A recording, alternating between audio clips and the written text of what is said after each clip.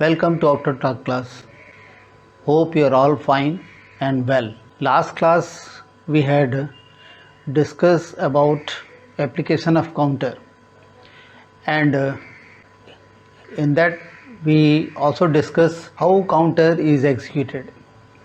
So in order to execute the counter we used if structure and go to a structure. But today we are going to discuss the same counter application but using looping structures, and there are three kinds of looping structures used in our programming, used in algorithm, flowchart and programming, and they are for structure, while structure and do while structure. So we shall discuss these structures one by one. First of all, we will discuss about for structure, and then we will go to while and do while. We'll see where exactly these looping structures can be used. So these structures used in algorithm or flowchart or programming, they are called as a looping structure. So let us see how these looping structures can be used. So for this, let us go to our e-class.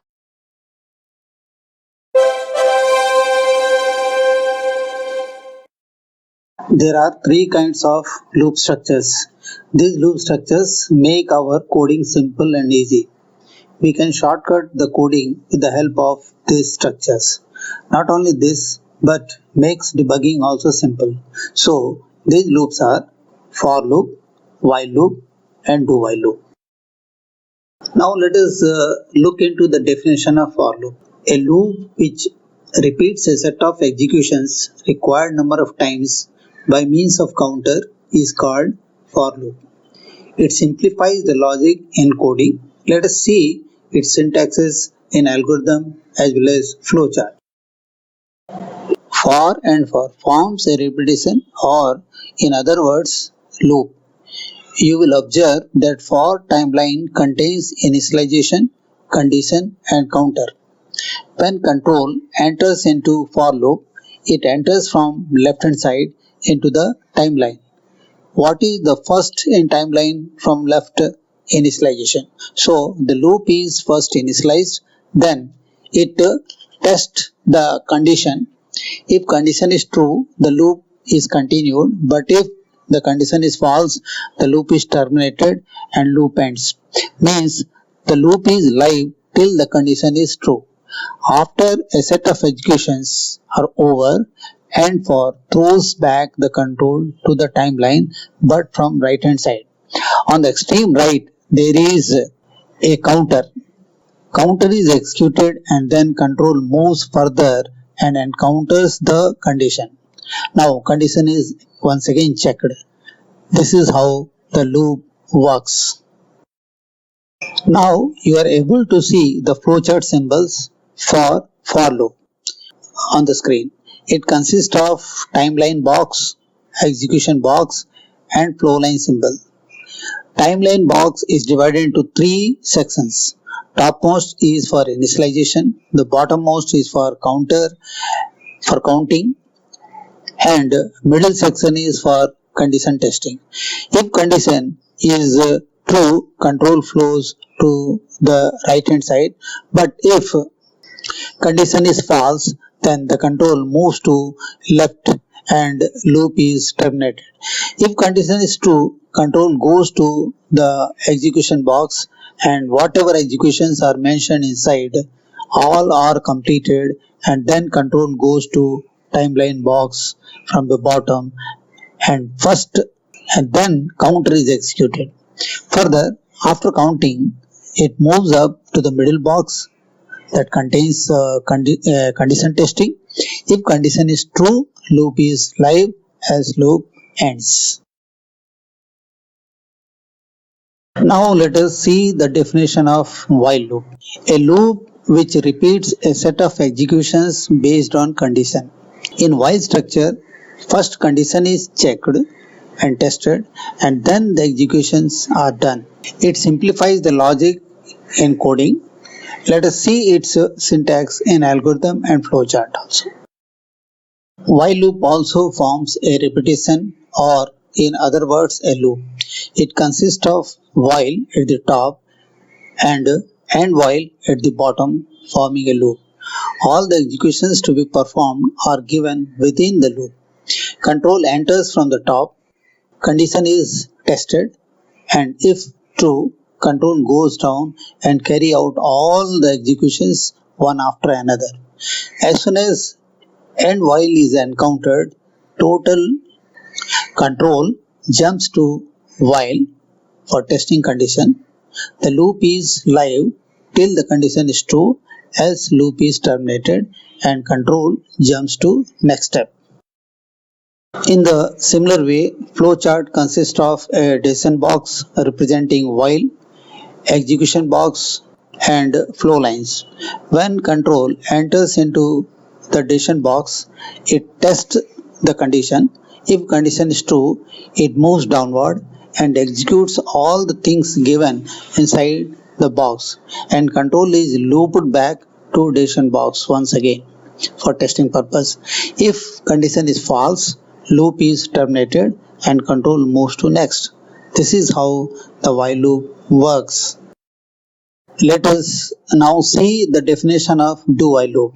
A loop which repeats a set of executions based on condition. In do while structure, first all the execution is done and then at the end condition is checked or tested.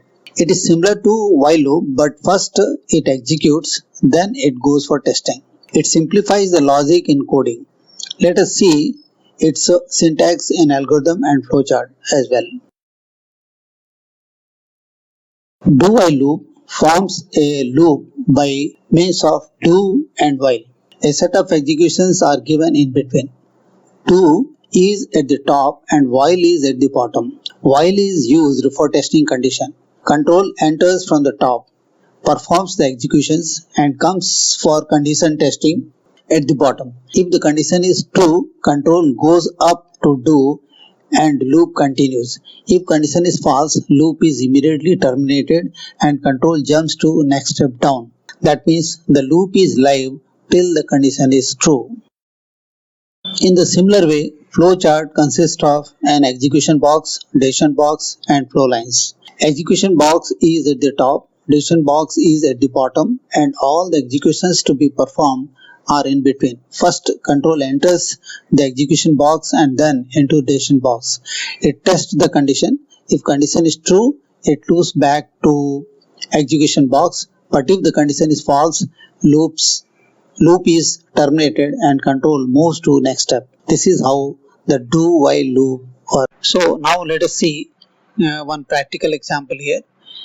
Say for example, for n is equal to 1, n less than equal to 5, n is equal to n plus 1. So this is the timeline. We have already discussed this structure and everything and how it works we have discussed. So let's see practically how it works actually. So first initialization, n is equal to 1. So n value in the beginning becomes 1. With this value it comes to condition testing. So what is n value? 1. 1 is less than 5. Yes means it will come to the loop, inside the loop. It will come inside the loop, and inside the loop what is given? One execution is there, print n. So it will simply print the value of n. What is value of n actually in the beginning? 1. So 1 will be printed. So now let us go to the print frame and see what value is printed. So it will simply print 1. After printing n, the control comes to n4, and this n4 sends the control back to this timeline, but from the right hand side. So extreme right, what is there? There is a counter now. So what is value of n actually in the beginning? 1. So 1 plus 1, 2. So now n is equal to 2. So right now n is equal to 2. So taking this 2, it comes to the condition testing. So what is n value? 2. 2 is less than 5. Yes, because condition is true. So it will enter inside the loop and whatever is given, that is done. So what is given here? Print n. So what is value of n? 2. So 2 will be printed. So now 2 is printed. After printing n4, again control goes to timeline from the right hand side and again it is counted. What is n value? Right now 2. So 2 plus 1, 3. So n is equal to So taking this 3, it comes to condition testing. 3 is less than 5, yes. So it comes and print 10. What is value of n? 3 is printed. Like that it will print 4 also. Okay, like that it will print 5 also. Now let's say it has printed value of 5. So that means n is 5. That's why n has printed 5. Print has printed the value of n as a 5. Now what will happen? And 4. Again the control is transferred, jumped to timeline from the right hand side. And now what is the value of n right now? 5. So 5 plus 1, 6. So n is equal to 6. So taking the 6 value, it comes here, comes to the condition section, and 6 less than 5, no. 6 equal to 5, no. So condition is not true now, and because not true, it simply jumps out of the and for loop, and it goes to the next step. Whatever step is given, that will be executed. So this is how the for loop works. Is that how we have just shown you practically how this works here. So I think now you understood exactly how this for loop is working. So this is actually what you call the algorithm part. Similarly, how do we convert this into flowchart? So let us go to see the flowchart. Now you will observe here that the algorithm is represented in the form of a flowchart, in the form of a symbol. Is not it? That is called as a flowchart. So the timeline is represented in the form of a timeline box like this. So this timeline box is divided into 3 sections. The top section initialization, bottom section counter, and middle section condition. So if you observe here, the control is entering from the top, and whatever initialization is given, that is initialized. Then it comes to condition.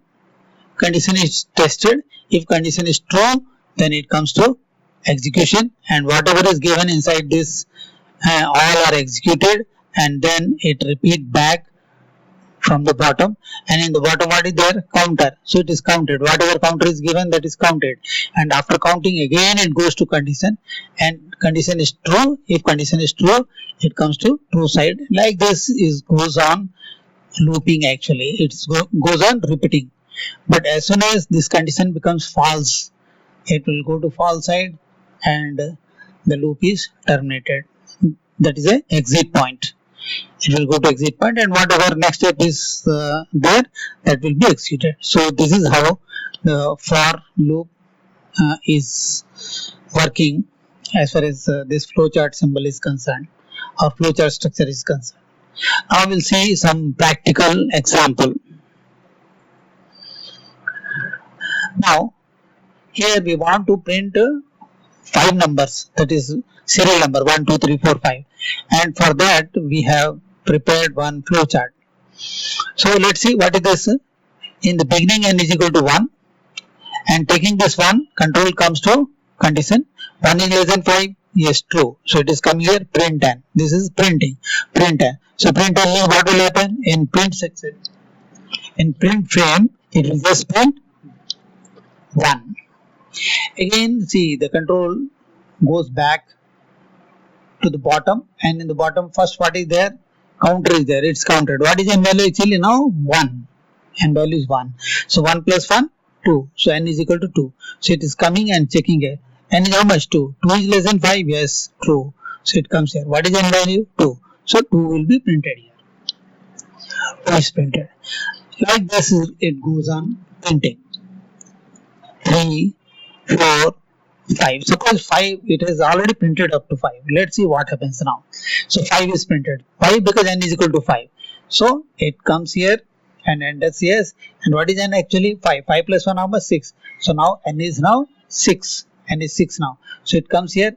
N is how much? 6. 6 is less than 5? No. 6 is equal to 5? No. False. The condition is false. So it comes here and simply exit. Is not it? It's coming out and joining another, whatever step is given, that will be done here. So this is how the for loop works. And here we have just seen that this loop we used to generate a number 1, 2, 3, 4, 5. So this is simply generating a number 1, 2, 3, 4. Initial value is 1 and every time it is incrementing by 1. So that means 1 plus 1, 2, 2 plus 1, 3, 3 plus 1, 4, 4 plus 1, 5 and so on. And this is going maximum up to 5. As soon as n becomes 6, it is terminated. 6 less than equal to 5? No.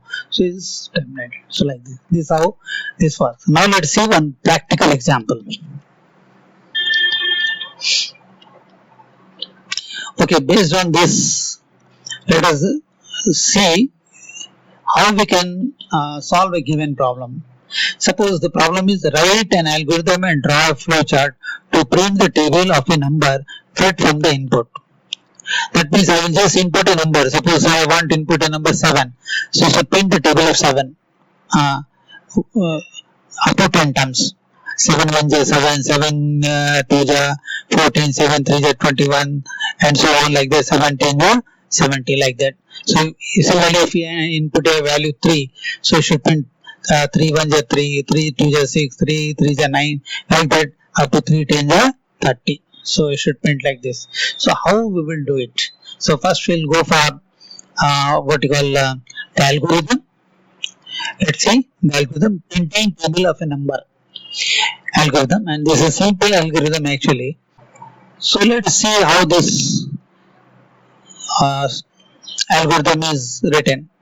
Begin and so all algorithm must be written within this begin and end, and all the steps should be given inside.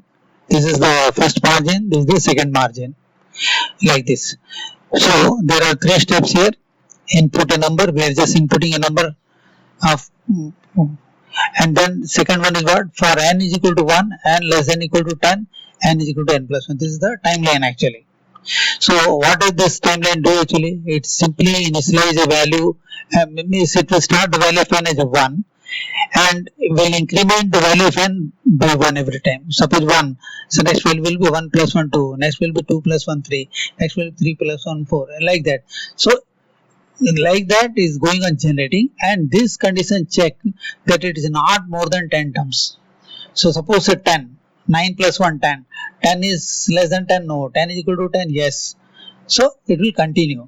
But when it becomes 11, 10 plus 1 11, 11 is less than 10, no, 11 is equal to 10, no. So immediately the loop is terminated and control goes to next, so that is stop. So this is how this timeline of for works actually. So that means this timeline is simply generating number 1 to 10, is not it? So whatever number I enter here, that number is multiplied by this number generated. 1, first time 1 into, suppose I input number 3, so 1 into 3 3. Next this will become 2, 2 into 3 6. Then this will become 3, 3 into 3 9, like that. So it is going on printing the table of, and this print t, so it's printing the value of t. So once we execute it, then we find that it prints the value like 3, then 3 2 is 6, 3 3 is 9, 3 4 is 12, 3 5 is 15, 3 6 is 18, 3 7 is 21, 3 8 is 24, 3 9 is 27, and 3 10 is 30. So it prints. Is not it? So that means it's working perfectly. So after algorithm, let us see how flowchart is drawn. So simply we have to convert the algorithm into symbols, and we have done it here. So let's say first input, and we are just inputting a number here, any number 3 4 5 8 9 12 13 14, any number, and whatever number I input, this should be able to print the table of that number. And we have already written the algorithm, so I think in that you have understood the logic. So taking this number, it comes to n is equal to 1, and then it tests, then increment. That means this timeline is simply generating serial number from 1 to 10, and first time 1, next time 2, next 3, next 4 and so on. So suppose when first time 1 is generated, it comes here, and value of n is how much? 1. 1 into, suppose my number is 3. So 1 into 3, 3. So t is how much? 3. So first term is printed. Is not it? So let's see is printing on our print frame, and in that first value, that is 3 is printed. Now, after printing, see where the control is going. This control is going back to timeline box again, but from the bottom, and first it is counted. What was n? 1. 1 plus 1, 2. So n is equal to 2 now. Is that second term? And 2 is less than equal to n? Yes. So it comes here. And what is n? 2. What was the number entered by you? 3. 3 into 2, 6. So t is printed as a 6. See. After this again it goes back and again joins counter. And now what is value of n? 2. 2 plus 1 how much? 3. So n is now 3. 3 is less than 10? Yes. So it comes here. N is now 3. 3 what is the number entered by you? 3. 3 into 3, 9. So t is equal to 9. So print t. So 9 is printed. And like this, it goes on printing the table, let's say up to 30. So 30 means now what is the value of n? Can you tell me? The value of n is now right now 10. So because it was 10, that's why 10 into 3, 30. So t is 30. Print t, so 30 is printed. That means n is now 10. So when it goes back, here what happens? 10. 10 plus 1, 11. So n is now 11. With this it goes here. What is n value? 1. N is 11. 11 is equal to 10? No. 11 is less than 10? No. So false. So it simply comes out and stops. So table is printed. So successfully the table of 3 is printed. Like that, if you enter any value, it will print the table of that number only. Okay, clear. Now we see another logic. We see one more logic, and here what I am doing is that instead of generating serial number, then multiplying that number with the input number, directly I am generating the table. Suppose, for example, table of 3. What is table of 3? Table of 3 is nothing but starting with 3 and last term of the table will be 3 into 10, 30. And every time it increases by 3, 3. Table of 3 increases by 3, 3, 6. 6 plus 3, 9. 9 plus 3, 12. 12 plus 3, 15, like that. Similarly, if I take example of 5, the first one is 5, last one will be 5 into 10, 50, and every time it increases by 5, 5, 5. So 5, next will be 5 plus 5, 10, next will be 10 plus 5, 15, next will be 15 plus 5, 20, and so on. So I am using that logic here. Say input a number, and now I want to know what is the last number. So what will be the last number? Whatever is the number into 10. Okay, if it is a table of 5, the starting number will be 5, last number will be 5 into 10, 50, 5 into 10, 50 here, and every time this will increase by plus 5 plus 5, because number is 5, so it will increase by 5, 5, 5. Like this is the logic used. So this became more simple than that one. That means here you need not generate the number separately and then multiply it and print it. So here we are printing the table directly. So that is the logic used here. Now clear. So now let's see is working or not. So let us see what is printed in the print frame. Suppose I input a number 3. So first term will be 3, 6, and so on, like this. Like this. So that means it is working. Similarly, let's see the flowchart, how we can draw a flowchart. So flowchart will be something like this. Okay, so in the beginning, input number, then calculate what is the last number. Okay, then initial number. What is the initial number? What is the initial term? Initial term means nothing but the number itself. And what is the last term? The last term is nothing but the number multiplied by 10. That's the last term. And every time it must increase by what? It must increase by number itself. Is not it? So this is the logic we have generated. And if we execute this, then the output will be something like same 3, 6. You can test it. You just execute this flowchart yourself and test it. It's working or not.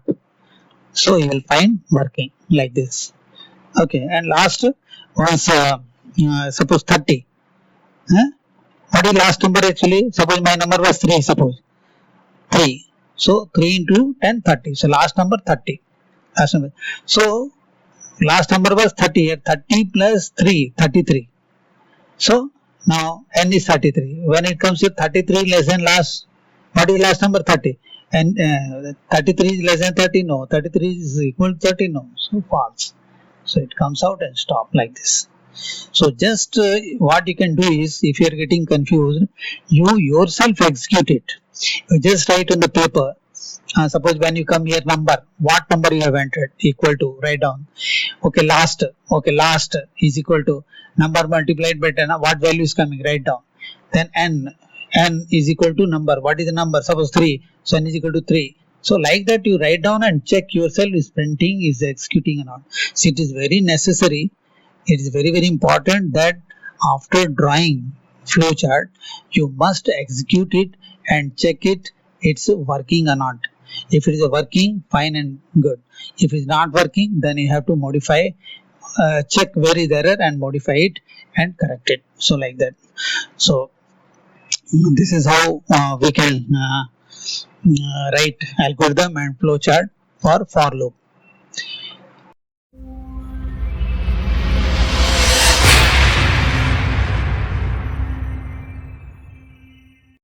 Please purchase this book at Google Store and support this channel. Thank you. Jai Hind.